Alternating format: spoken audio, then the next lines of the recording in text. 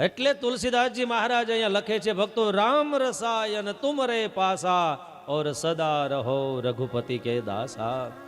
ભક્તો આ ચોપાઈથી એટલું ઘરે લઈને જાજો કે ભગવાન રામના નામની ઔષધિ ખિસ્સામાં નહીં, તમારા મોઢામાં રાખજો।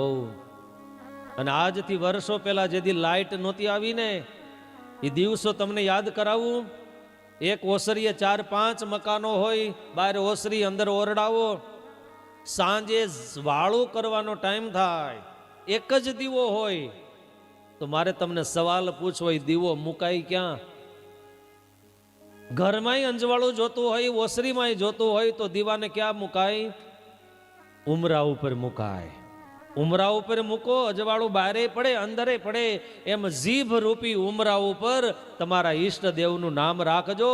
બહારના જગતમાં અને અંદરના જગતમાં અંજવાળું થશે અને તમારા કામ થશે।